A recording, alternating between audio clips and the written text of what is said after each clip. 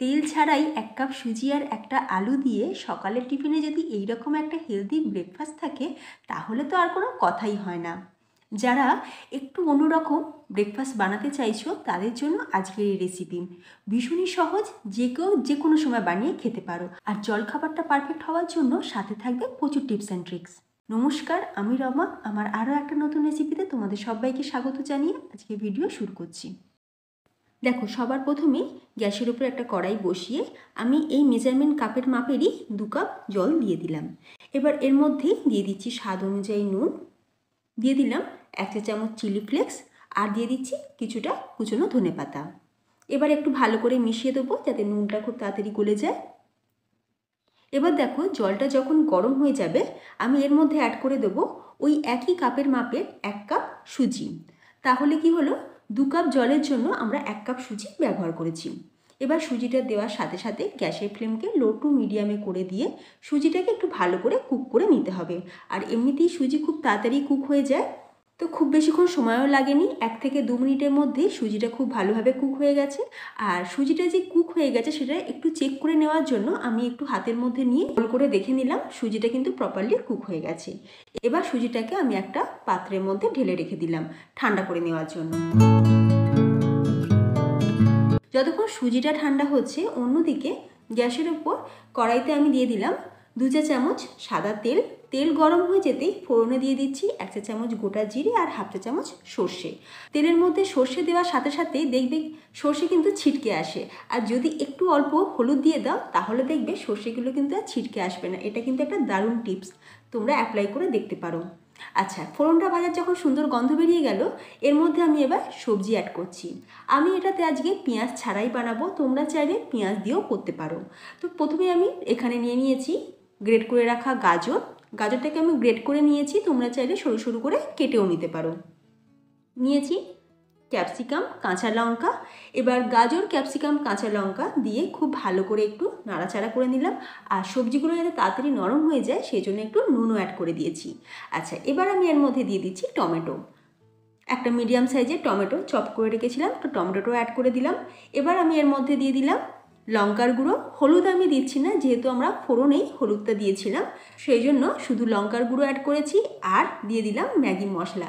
এই একটা মশলা দিয়ে দাও, তাহলে দেখবে আর কোনো মশলা দেওয়ারই দরকার পড়বে না। এই একটা মশলাতেই বাজিমাত। ম্যাগি মশলা কিন্তু অবশ্যই দেওয়ার চেষ্টা করবে। এবার সব কিছু দিয়ে একটু ভালো করে মিশিয়ে নেওয়ার পর এর মধ্যে আমি অ্যাড করে দিলাম কুচনো ধনেপাতা।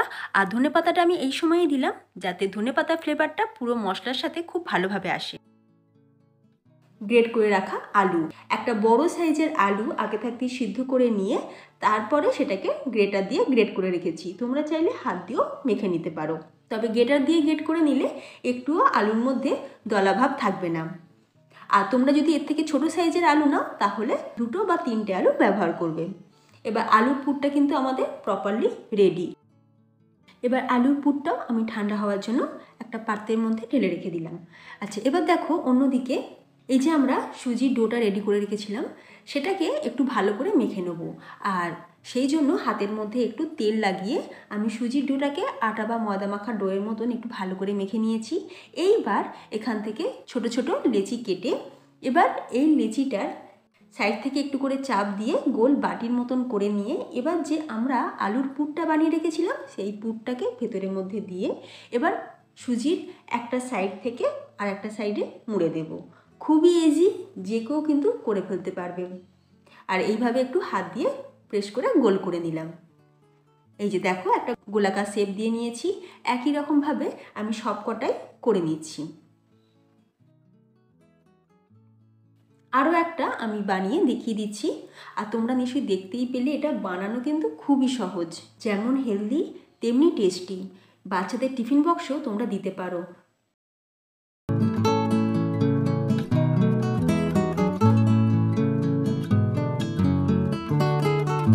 আর এই যে দেখো, আমার কিন্তু সব কটা বানানো হয়ে গেছে।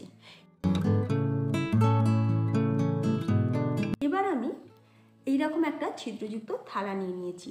আর এইরকম থালা আমাদের সবার বাড়িতেই কিন্তু থাকে। এবার থালার চারিদিকটা একটু ভালো করে তেল মাখিয়ে নিলাম। এবার এই যে সুজির বলগুলো আমি এই থালার মধ্যে একটা একটা করে বসিয়ে দেবো, তবে মিডিলে একটু করে ফাঁক রাখবো, কারণ সুজির বলগুলো কিন্তু যখন এটা স্টিম হবে সুজির বলগুলো একটু ফুলে উঠবে। এই যে দেখো আমি ঠিক এইভাবে সাজিয়ে নিয়েছি। এবার অন্যদিকে কড়াইতে একটু জল গরম করতে বসিয়ে দিয়েছিলাম, আর জলটা কিন্তু বেশ গরম হয়ে গেছে। এবার আমি এই থালাটা কড়াইয়ের ওপরে বসিয়ে দিয়ে ওপর থেকে চাপা দিয়ে দিচ্ছি। এবার লো টু মিডিয়াম ফ্লেমে এটাকে আমি 10 থেকে 12 মিনিটের জন্য স্টিম করে নেব। 12 মিনিট হয়ে গেছে, ঢাকনাটা খুলে দিলাম। আর এই যে দেখো বন্ধুরা কতটা সুন্দর দেখতে হয়েছে, আর তোমরা দেখতেই পাচ্ছ সুজির বলগুলো কিন্তু আগের থাকতে একটু হলেও ফুলে উঠেছে। আচ্ছা, এবার আমরা এটাকে সার্ভ করব, কিন্তু তার আগে গ্যাসের ওপর একটা চাটু বসিয়ে নিয়েছি, তোমরা চাইলে ফ্রাই প্যানও করতে পারো। আচ্ছা, আর চাটুর মধ্যে দিয়ে দিলাম 1 টেবিল চামচ তেল, খুব বেশি তেল দেওয়ার দরকার নেই। এর মধ্যে দিয়ে দিচ্ছি অল্প কিছুটা গোটা জিরে, খুবই সামান্য পরিমাণে সর্ষে, সাথে দিয়ে দিচ্ছি একটু হিং, দিয়ে দিলাম কাশ্মীরি লঙ্কার গুঁড়ো আর একটু ধনেপাতা। এবার তেলের মধ্যে একটু ভালো করে এগুলোকে মিশিয়ে নেব। এগুলোকে একটু ভালো করে মিশিয়ে নেওয়ার পর যে সুজির বলগুলো আমরা স্টিম করে রেখেছিলাম সেই সুজির বলগুলো আমরা এর মধ্যে একটা একটা করে বসিয়ে দেব। তোমরা চাইলে এই স্টেপটা স্কিপও করতে পারো, তবে ওই আর কি, এইভাবে মশলার সাথে তেলের মধ্যে একটু নেড়ে নিলে দেখতে আর খেতে দুটোই ভালো হবে। একটু উল্টে পাল্টে ভালো করে মিশিয়ে নিলাম। আর এই যে দেখো আমাদের হেলদি ব্রেকফাস্ট একদম রেডি।